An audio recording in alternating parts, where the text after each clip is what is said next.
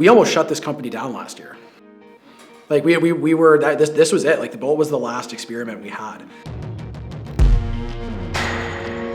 That was the last bullet in the chamber of ideas, because it's like 7 years. Like we built cool technology, but at some point, if you're going to be a venture-backed company, it's got to make commercial sense. I mean, it's been the full roller coaster of startup experience working on this thing. I'm Eric Simons. I'm the co-founder and CEO of Bolt.new, the company behind of which is called StackBlitz, but we're most widely known for Bolt at this point. My co-founder and I, Albert, we came out to Silicon Valley right after high school. This is what's trending. The man who never left work, even after his job ended, Eric Simons, has come to be known as the AOL squatter, and here's why. Young entrepreneur, 19 years old at the time, living inside a global company day and night, and the company doesn't even know it. All he wanted was to build a startup.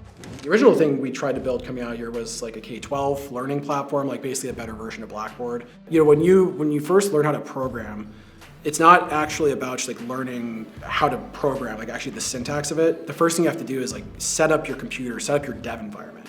I'm sure anyone who's a professional developer listening to this will totally relate. Oftentimes the first month of the job is just like getting stuff set up on your computer, which is crazy, because like if you're like these days, if you're a designer, you go to join a company, it's like you install Slack and then you log in the Figma, right? And that's it. And that didn't exist for software. We had this light bulb moment where like, it seems like it should be possible to like make dev environments that like run inside of your browser tab. So that was kind of the key insight for us with StackBlitz. We were like, if you can like write an operating system from scratch that boots, you can get it to like a couple of megabytes, boots in like 100 milliseconds. No one's done this before, so like we'll have to, go and do this like deep technology bet. That was really the origins of StackBlitz. Was like this, it makes sense that you should be able to like build web apps on the web and make it as easy to build web apps as like using Canva or Figma or whatever.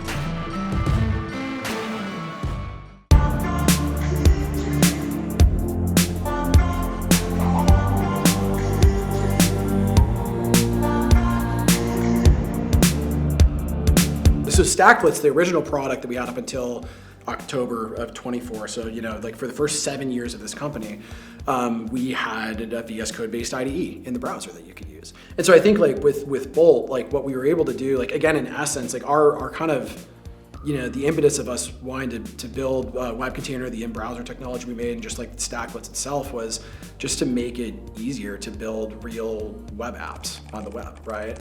And so with Bolt, what was interesting to us is that, whether you're a developer or even like someone who's, not a developer traditionally, it's like, oftentimes I would rather just tell the AI to do stuff for me, And so I think, it made sense to us that a chat-based interface as the primary one would make a lot of sense, because that's, things like Cursor are fantastic, but it seemed like there's a very clear area where developers would want to actually have an agentic sort of experience for slamming out landing pages or UI or functionality or whatever have you. And the cool thing is because we made this technology, like we have this IDE we built on VS Code, that's still in Bolt. And that was really one of the key selling points when we launched Bolt. We were like, this is one of the things we think is really unique and very valuable. And if you're a developer, you can just go into the code and fix it and move on. I'd had the idea for Bolt last year, at the beginning of last year, and so February of 24, we had a couple of our folks build a prototype of this thing. And at that time, the frontier AI models were just not good enough. And so we put it back on the shelf. We're like, okay, maybe these LLMs will kind of get better in quality over time. And then back in May of 24, we got kind of an early preview of the Sonnet 3.5 stuff that was coming out, and we were like, whoa, like the output quality is so much better. But this could actually be the thing that would make that that idea of Bolt actually work. And so we played around with it throughout June, and then on July 1st, we're like, all right, we're gonna launch this thing. And so I think we spent, we launched it right at the beginning of October, so I think it was like 90 days or something we spent building it. So it's like a pretty short period of time to build the product. And the tech stack we used for it was for the front end and et cetera aspects was Remix. We're using heavily on Cloudflare, like almost all of our back end. And of course, like the experience that Bolt provides it wouldn't be possible without WebContainer. Like that's the thing that makes Bolt so different from all the other stuff out there, because When you go to Bolt and you type in a prompt and hit enter, 100 milliseconds after that, there's an operating system booted in the browser tab where it's already installing dependencies, kicking these off. If you go to these other things, they can take like minutes to boot up, and it's like brutal. Like every update can take a long time. Bolt just gives this crazy zero latency, super fast experience. I think that for a lot of the AI products, I think the biggest challenge is like the last mile problem, right? And there's a lot of different things you have to do to make that experience really great all the way through.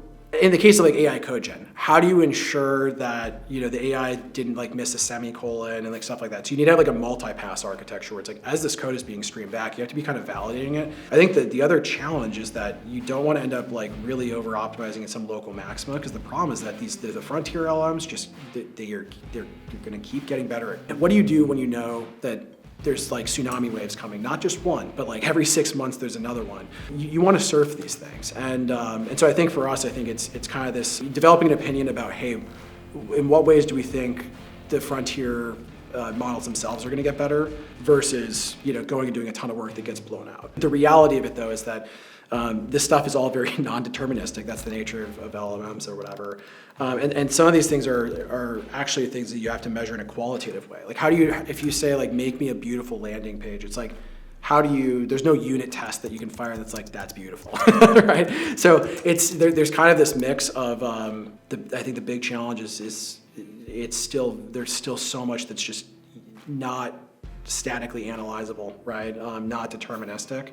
And so it's you gotta use vibes, to hone in on how to make it better. But you can actually do that. I mean, just like a chef hones, the taste of a dish, right? Like you can use your senses to kind of guide these things in the right direction. How do you guys integrate Supabase? Supabase is amazing.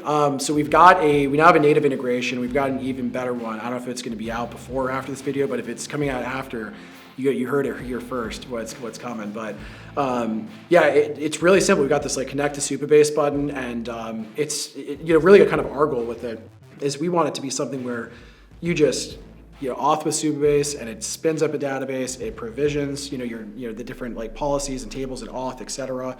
We've got a lot of that today, and what's coming is we're going to be able to actually deploy edge functions, and we can actually suck in the logs of them. So if something's going wrong, the agent can actually like see that, figure out what's going wrong with it, push another version of the function, etc. You're gonna be able to open up any Supabase database and just say, okay, like look at the schema and then build me an app that matches this, So it'll be pretty cool. But Supabase is the key database integration that we have, like really the primary only one that we're really pointing people at, because it's the best product in the world, right, for building authentication and actually storing and retrieving data,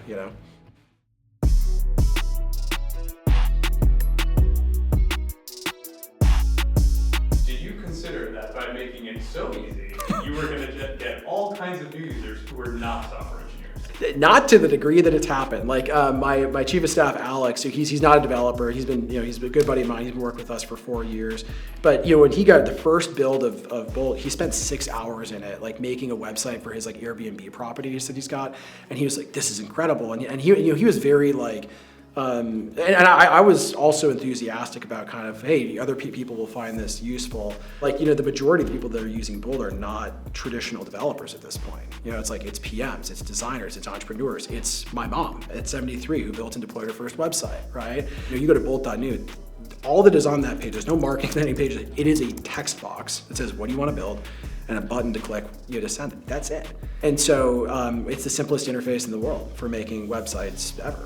And so there's entire categories of products, like all the like no-code tools. It's like, but now you have an AI that can write production-ready code. That changes all of this. Those things are gone. And that's just kind of the start. I mean, the entire software world order here is getting rewritten, because now you're also we're seeing PMs that are, instead of writing a Jira ticket, they're just writing code, quote unquote. Like they're going to Bolt, they're taking whatever they would have put in the Jira ticket, they put into the chat of Bolt on that code base and hit enter. What we never would have expected is that, AI progressed to a point where it allowed us to build the simplest interface ever to be able to actually leverage the technology we had been making, to actually completely remove the friction of actually spinning up a dev environment to load in a browser tab, just like what Figma did by, putting a rendering engine for design in the browser,